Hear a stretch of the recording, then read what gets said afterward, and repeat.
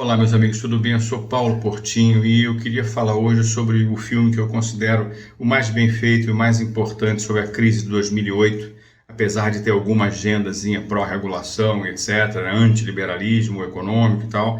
É o Inside Job. O Inside Job está hoje no Netflix. Eu recomendo muito que vocês assistam. Todo mundo que gosta do mundo financeiro precisa conhecer esse filme em detalhes, né? Mas ele traz questões extremamente importantes, extremamente difíceis de entender. Eu vou aproveitar esse vídeo aqui, né, para falar um pouquinho para vocês sobre o que são esses instrumentos derivativos, né, e como é que isso se transformou na bolha catastrófica de 2008 que nós tivemos. E a gente vai discutir o seguinte: a culpa foi da falta de regulação ou da ganância humana? Me acompanhe.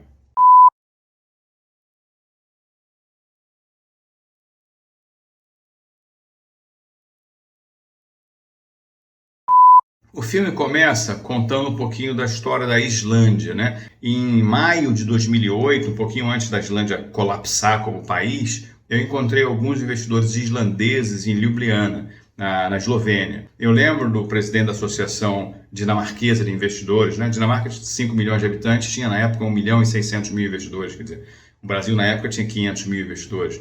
É um negócio espantoso, né? 30% do país investindo em bolsa. E ele me falou o seguinte: olha, o setor econômico da Islândia é muito desenvolvido, os islandeses que estavam ali estavam riquíssimos, né?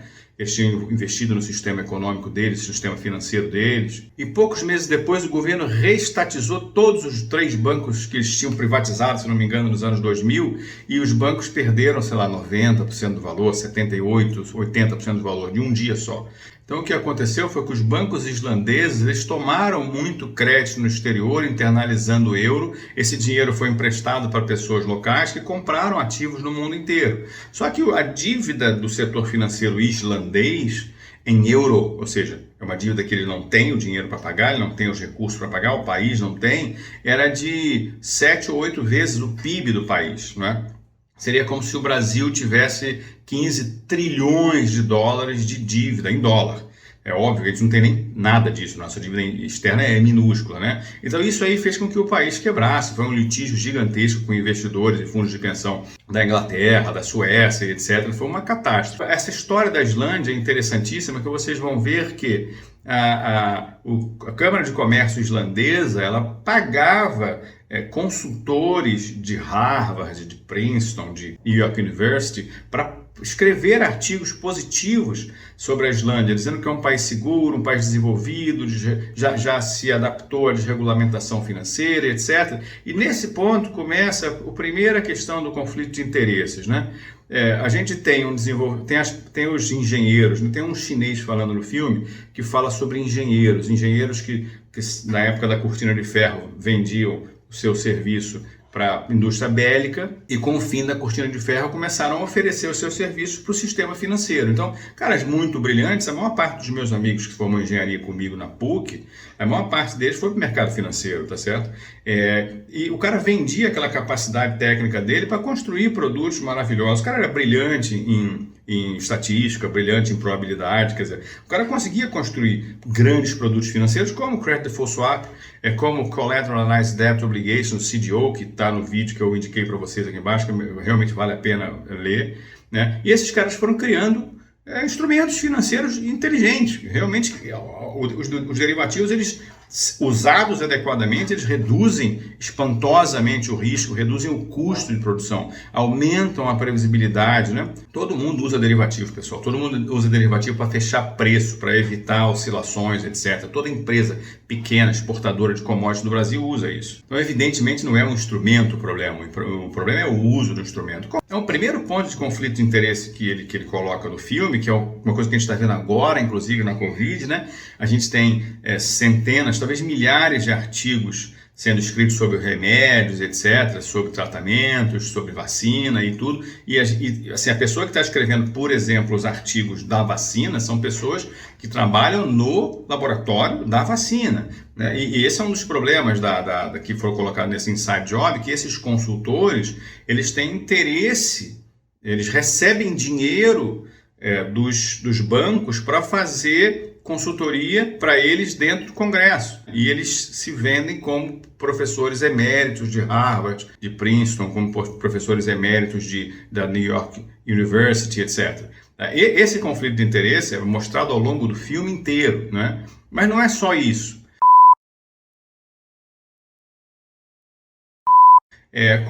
Como os bancos conseguiram criar um sistema de tirar o risco da frente deles, né? O CDO, ele tira o risco da frente deles, o cara vende um monte de hipoteca tóxica, recomendo que realmente assista o vídeo, e junta todas as hipotecas tóxicas, tudo, por exemplo, nota C na Fitch, na Standard & Poor's, etc. Péssimo, né? Péssimo grau. Não é grau de investimento, é lixo, é junk, quase default, né? Eles botam todas aquelas 50 mil hipotecas, 20 mil hipotecas, 10 mil hipotecas dentro de um Special Investment Vehicle, quer dizer, uma SPE, mais ou menos assim, um fundo separado. Esse fundo, ele é dividido em tranches, né? Então, quem comprar até 60% desse fundo, né, vai ter privilégio na hora de receber, e como o fundo inteiro daria um default máximo, vamos dizer, de 5%, se você pegar só os 60% de cima, você consegue com que aquele default nunca atinja esses caras. Então você pode vender aquele título para eles, para fundos de pensão, como se fosse um título A. A vantagem do título AAA, né, é que o fundo de pensão pode comprar e te exigir uma rentabilidade mínima. Só que você está tomando uma rentabilidade imensa naquele monte de porcaria, né? Os caras estão te pagando 9,5%, enquanto um título A te pagaria 3,5%, 4%. Então você vende para o fundo de pensão como se fosse ouro, pagando 3,5%, 4%, evidentemente, junta um monte de porcaria pagando 9%, e numa engenharia financeira que é correta, do ponto de vista técnico é correta, você consegue transferir esse risco. Como os bancos fazem isso com uma enorme frequência, e os fundos de pensão no mundo inteiro, não só nos Estados Unidos, eles estavam comprando isso com muita frequência também, o dinheiro toda hora se reciclava. Eu gerava bilhões de hipotecas, repassava para terceiro, pegava dinheiro líquido à vista, e criava novos produtos, dava mais financiamento.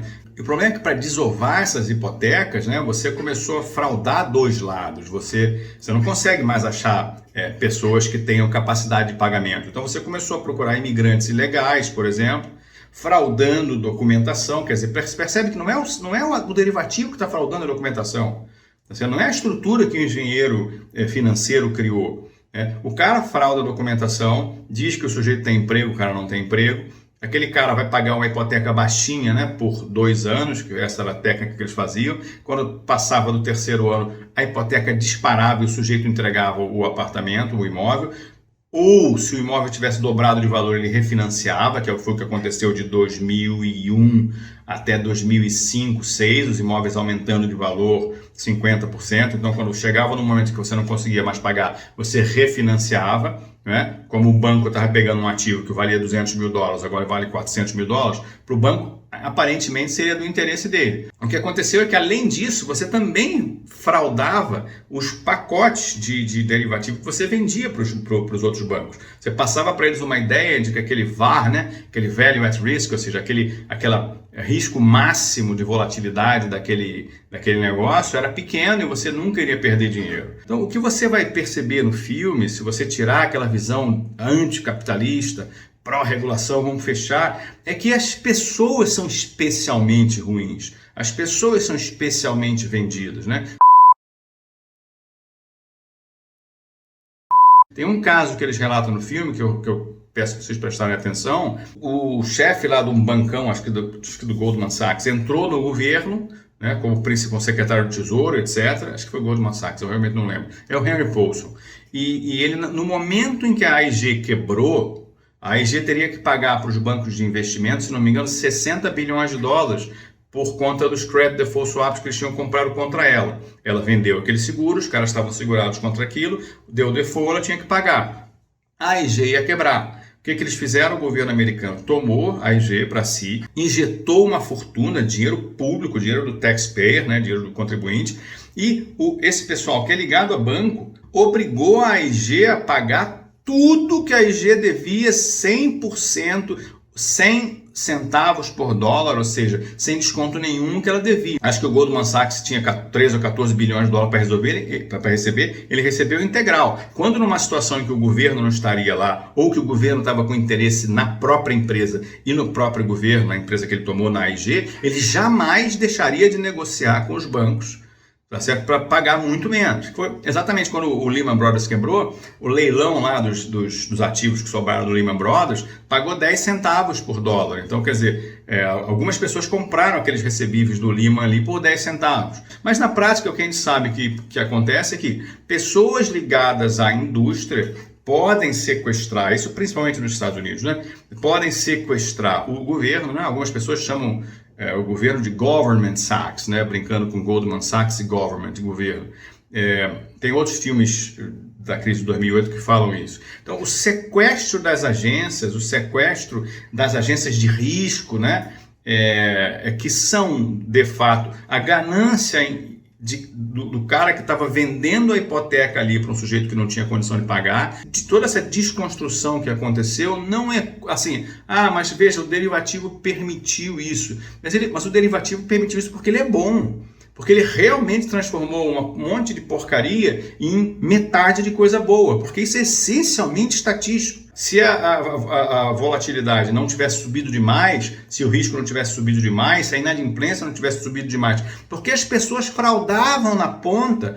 Quem assistiu o filme The Big Short lembra que tinha prostitutas com 5 hipotecas, convencidas pelo cliente dela, que era um real estater, né? Eu lembro que um amigo meu na época era diretor, sócio de empresa de alto nível, não sei se na época era CertSign, uma empresa gigantesca, ele falava que quem ganhava dinheiro nos Estados Unidos na época, em 2007, 2008, era corretor de imóveis, as pessoas estavam largando os empregos para serem corretoras de imóveis. Então, essa visão das pessoas imediatistas de ganhar dinheiro e de fraudar, inclusive, a boa-fé, ou até o próprio sistema para ganhar dinheiro, que é o culpado. Não foi o instrumento, não é o derivativo, tá? E eu vou te dizer, nem necessariamente é a regulação. Eu acho que o que realmente falta, muito mais importante do que a regulação, se você tivesse colocado na cadeia 40, 50 caras desses, se você tivesse, por exemplo, o fulano ganhou lá, o cara do Lehman Brothers ganhou 500 milhões de dólares nos últimos anos, né, antes do banco quebrar. Se você tivesse simplesmente tomado 60, 70, 80% disso para compensar os problemas que o cara criou no sistema, etc. Se você tivesse destruído as pessoas que agiram de forma impune, engraçado que é uma coisa que a gente espera que o americano faça, né, você não teria esse problema. O problema maior é que não existe accountability, né? Não existe aquela prestação de contas no final. Se existisse a prestação de contas, a gente talvez nem precisasse de uma regulação tão forte, né? Então, o recado final aqui, pessoal, se vocês puderem assistir esse filme, né? E assistir o vídeo que eu coloquei aqui para vocês, é que o derivativo em si é brilhante, é genial, é de tirar o chapéu. O cara que inventou é gênio. O problema é que ele gerou uma possibilidade de ganhar dinheiro tão rápido, tão grande, que as pessoas não se controlam, né? E aí, assim, a regulação sobre as pessoas é a regulação sobre a moralidade. E a regulação sobre a moralidade das pessoas é o risco dela ser presa, dela perder todo o dinheiro. Isso aí não existiu nos Estados Unidos.